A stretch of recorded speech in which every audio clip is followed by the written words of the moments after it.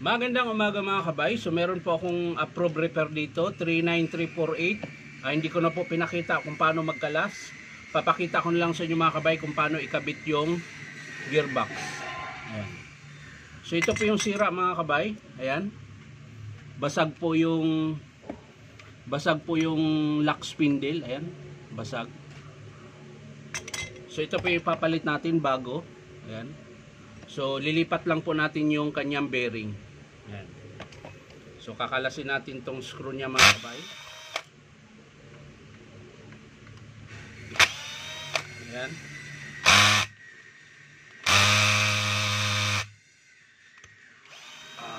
Tigas ah.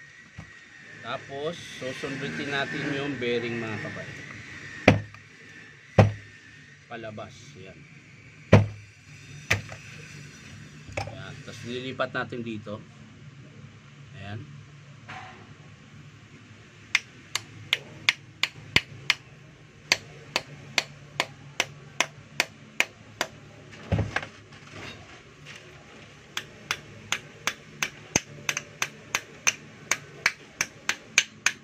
So yan na mga kabay, nakabit na po natin.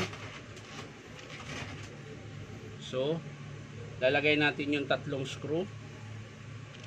Ayan, dito po yan nakalagay. Tatlo po ito.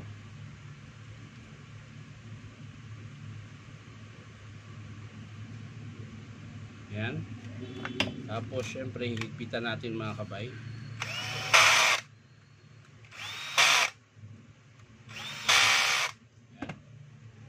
At pwede na nating ilagay yung kanyang armature.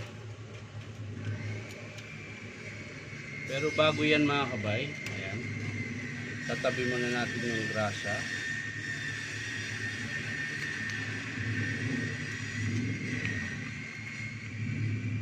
Ayan.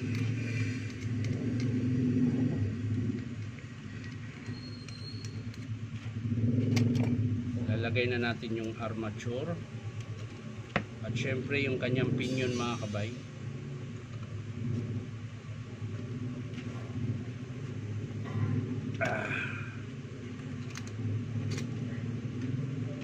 Kailangan sakto.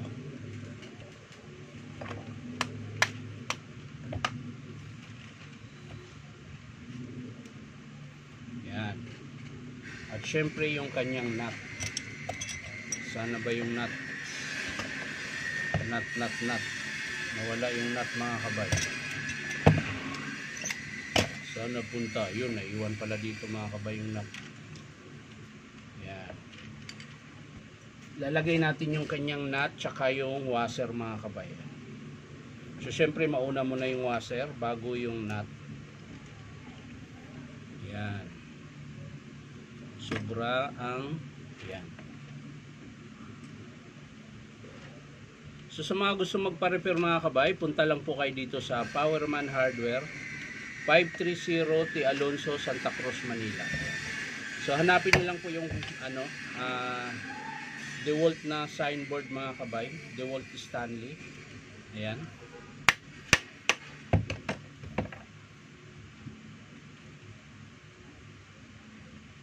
So mga kabay, higpitan na po natin yung nut niya.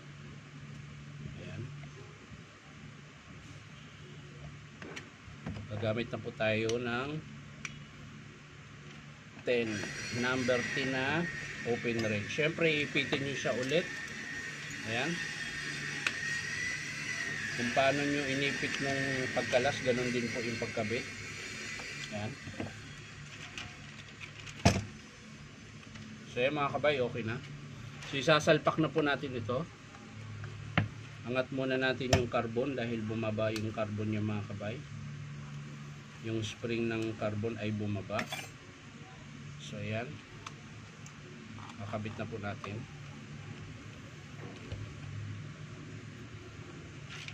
So ayan mga kabay, nakabit na natin yung armature. So ibabalik na po natin yung kanyang gearbox, gear case cover. Pero syempre tingnan mo natin, baka may naiwan. So ayan mga kabay, wala po siyang naiwang basag. So pwede na natin ikabit yung kanyang gear. or gear case cover. At syempre yung kanyang screw. Ayan.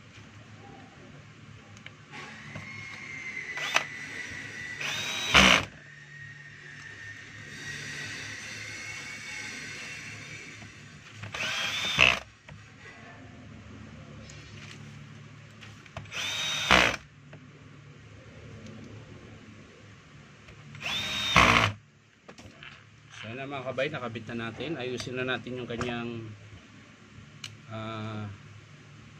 carbon, pati spring dahil tabingi, kailangan nating ayusin. Sa kabila rin, ganun din po. Yan. So bago natin isara mga kabay, titesting muna natin.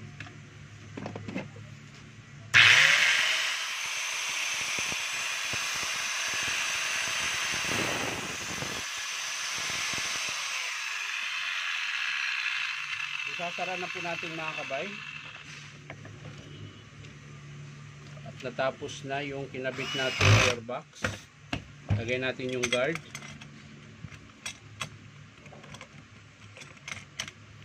Yan. So yan na po siya mga kabay. Ito po yung pinalitan natin. Ayan. Yung gearbox po nabasag. Ayan. So yan lang mga kabay, maraming salamat sa panonood at palike and share na rin po. At syempre po, baka naman po pwedeng subscribe niyo po ito aking YouTube account na Inom Tabay. So maraming salamat mga kabay. Bye bye.